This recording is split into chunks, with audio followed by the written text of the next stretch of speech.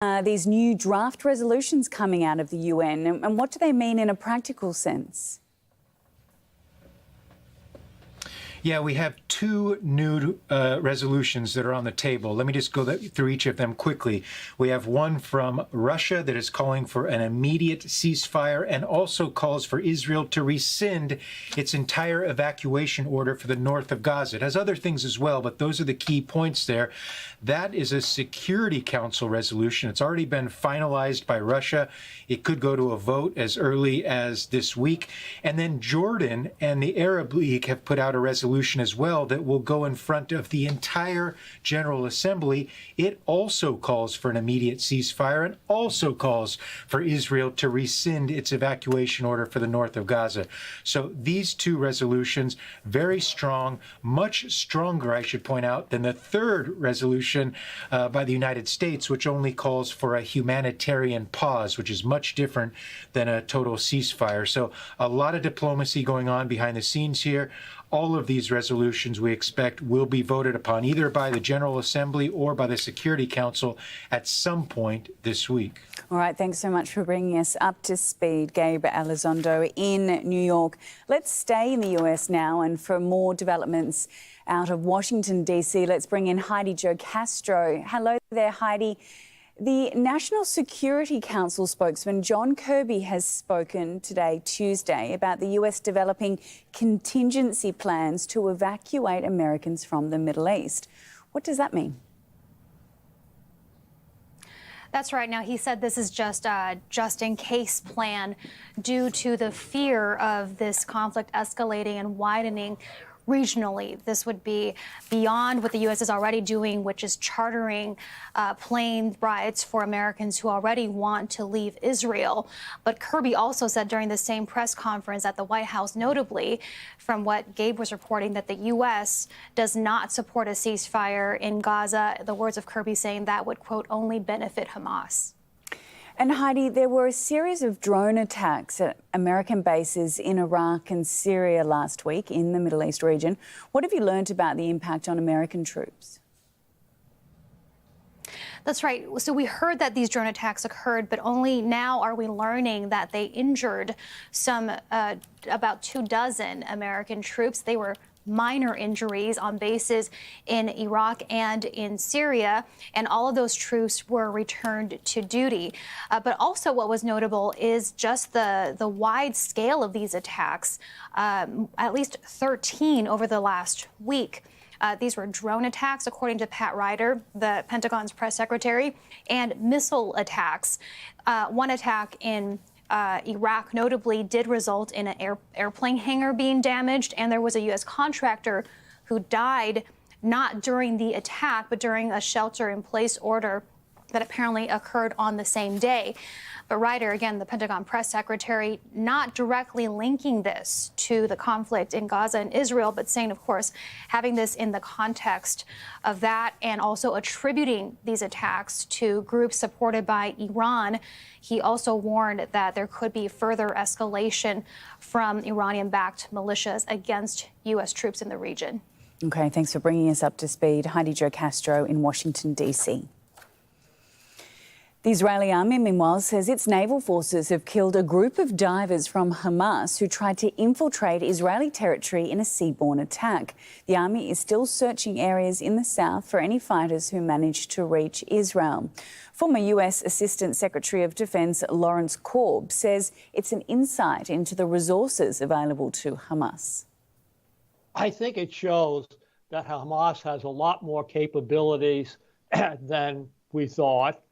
Also, I think it's another way for them to accomplish their objectives because a lot of their ground forces, if you will, have been decimated by the Israeli airstrikes that have been getting more and more intense every day since October 7th. There's no evidence that Iran told them to attack when they did, but Iran has been getting them for a long period of time to get ready to do this. And this was one of the things that nobody ever really thought much about was, swimming, to penetrate. So Yeah, I do think it does show how clever they are. I think it might show that they've made some arrangements to get some of these divers to get involved, or to hook up, if you will, with some small boats or something that they could then use to cause problems, from the sea. I think basically their capabilities are beginning to get reduced because, we're talking about beginning on the 7th of October. I don't know if they planned on this going so long or they thought the Israelis would respond, but it seems to me there was only so much that they could stockpile that will enable them to keep fighting at the pace Israel is, because Israel not only has a top-class military, but they're getting a lot of military aid from the United States. French President Emmanuel Macron has visited Israel to show support for its war on Gaza.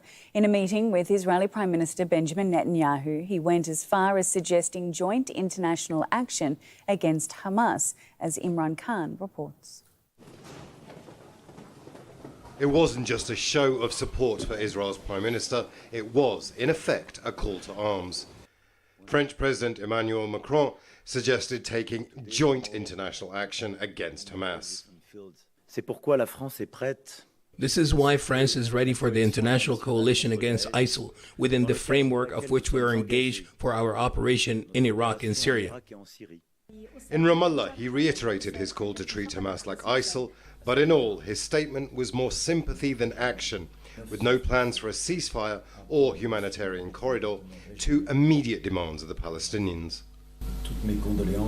I want to express my condolences to all the victims of the spiral of the violence unleashed by Hamas, to the families of the wounded and those who lost their loved ones in Gaza. Our hearts are with them. During the meeting, protesters took to the streets, angry that Abbas would even meet with the French leader. Emmanuel Macron is just the latest in a long line of Western leaders to visit Israel, but he's only the second leader to come and visit President Mahmoud Abbas here in Ramallah. Now, France has publicly backed Israel, and most observers here say there's not a huge amount he can do for the Palestinians. Israel, meanwhile, continues its near-nightly raids in the occupied West Bank. 55 people arrested in the last 24 hours, bringing the total since October 7th to more than 1,300. Also, in the last 24 hours, 2 Palestinian prisoners have died in custody in Israeli jails. The Palestinian Prisoner Society says the deaths are part of an organized assassination campaign against the prisoners. Israel has only given brief details of the deaths, but as night falls, Palestinians expect more raids, more arrests, and more deaths. Imran Khan, Al Jazeera, Ramallah. We're getting reports of more armed clashes between Israeli forces conducting raids in the occupied West Bank and Palestinian fighters. Let's go straight to Charles Stratford, who joins us from Ramallah. Hello there, Charles. One of the areas this is happening is Jenin. Where else are the raids happening and how are they playing out on the ground? Yeah, let's just give you a few more details about those raids in Jenin. Jenin's important because that town in the north of the occupied West Bank has been subjected to countless raids over recent months. And of course, those raids have increased dramatically since October the 7th, since the initial Hamas attacks in Israel. According to local journalists inside Jenin, they're saying that there are ongoing heavy clashes there between Palestinian gunmen and the Israeli military. We've seen video footage of the Israeli military going into Jenin. We're also hearing reports of these Israeli military-grade bulldozers in areas of Jenin, suggesting possibly potential demolition plans by the Israeli military. We've seen countless occasions in the last couple of weeks these bulldozers being used to destroy homes, destroy property. Of course, Israel has this policy, either punitive or as a warning to suspect gunmen. They destroy their homes. This is a long-standing policy. So, yeah, heavy clashes ongoing in Jenin, we understand. We were getting earlier reports of an Israeli military incursion into the village of Burkin, which is west of Jenin. We understand that, according to local media sources in that area, the Israeli military have subsequently withdrawn, but they made 2 arrests in that village. And we're also getting reports of the Israeli military entering areas of Hebron as well in the occupied West Bank and Nablus. And as you heard in Imran's piece, more than 1,300 arrests having been made already since those Hamas attacks on October the 7th, and at least 95 people killed in these raids as well, including children. So you can imagine a very worrying situation for thousands of people living in Jenin and various other locations tonight across the occupied West Bank. All right, appreciate the update. Thanks so much. Charles Stratford there for us in Ramallah. If you're just joining us, let's remind you of our top stories this hour. Hundreds more Palestinians have been killed in the past day under Israel's relentless bombardment of Gaza. The Health Ministry says close to 5,800 Palestinians have been killed since the strikes began on October 7th, following an attack by Hamas on southern Israel that killed 1,400 Israelis. The Israeli government says more than 1,400 Israelis were killed in that attack. There's been tense exchanges at the UN Security Council after the Secretary General alleged violations of international law in Gaza. His statement prompted an angry reaction from Israel, which is calling for his resignation. Meanwhile, we've been getting reports of armed clashes, as we heard from Charles Stratford, between Israeli army raids, or during Israeli army raids rather than while in the occupied West Bank. Videos circulating online shows the Israeli occupation forces storming the city of Jenin. Dr. Hassan Khalaf is a medical director at the Al Wafa Hospital in Gaza. He says they're operational with the bare minimum. I helped Shifa Hospital and brought about 30 wounded from Shifa Hospital just to give them, space for some, new injured people. And this is the situation in my hospital. My patients are elderly with chronic diseases, with big sores, with pressure ulcers, and, strokes and neurological diseases. And as I told you, 30 out of them, 30 patients brought from Shifa Hospital who have, injured. This is the minimal, and the only available. Even the food, we wouldn't have food, The food we would depend on bean cans and jams and cheese and so dry food. And there is not suitable feeding, as well as, deficiency in medications. But the great problem is the electricity and, light and, the other machines or the equipment who depend completely on the electricity, as well as lifts and so other parts of the hospital. So are facing great difficulties. We have a small solar system using for lighting, and we could the past few days working the generator for 2 or 3 hours just to do the minimal work, but all the time, there's minimal light, there is, minimal electricity, and we cannot, be sure that how many days the disaster will come, in which, all people here will die. It's been more than 2 weeks since Israel began deploying forces to the border with Gaza. Many senior commanders and politicians have promised the outright destruction of Hamas. But as Victoria Gatenby reports, the divisions within Israel's political leadership are creating challenges of their own. A show of unity from Israeli Prime Minister Benjamin Netanyahu and his senior military leaders. We are working together as one fist for one goal, to eliminate Hamas. We back up each other and we back up the IDF, our fighters and commanders. The infighting in the wartime cabinet has dominated Israeli media amid the lengthening wait for the planned invasion of Gaza. In the meantime, a show of force from the Navy. On board is Israeli Defense Minister Yoav Gallant, who's called for patience.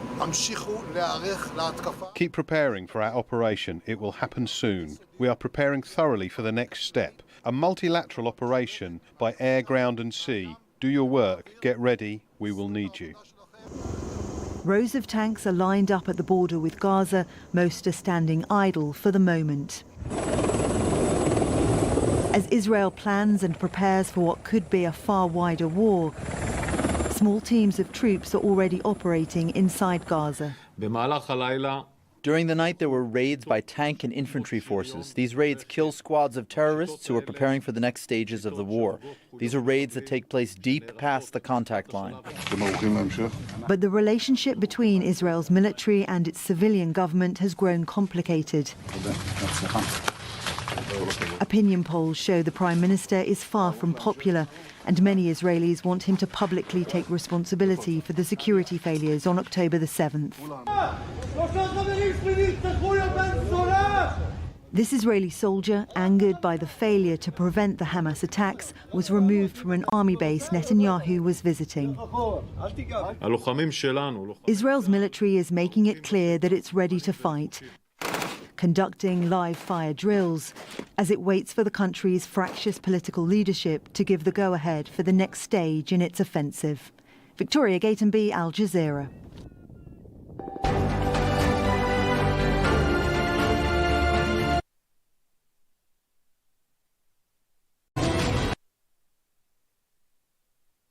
Replacement will be able to improve ties with the Pentagon.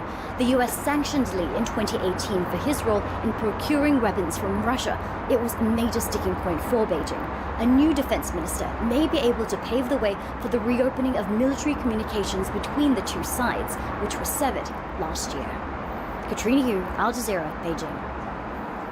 In the US, the third Republican nominee for Speaker has dropped out, plunging the paralysed House of Representatives further into crisis. Minnesota Congressman Tom Emmer failed to find enough support from hardline Republicans. The post of Speaker has been vacant since Kevin McCarthy was ousted this month. And Donald Trump's former lawyer has testified at the former US president's civil fraud trial in New York. Michael Cohen told the court Trump asked him to increase the value of his company's assets based on arbitrary numbers. The allegations are at the centre of the case brought by New York's Attorney General, which could lead to the breakup of Trump's business empire. He's denied any wrongdoing. All right, those are the headlines. I'm Emily Angwin. The news continues here on Al Jazeera after the hour with more news.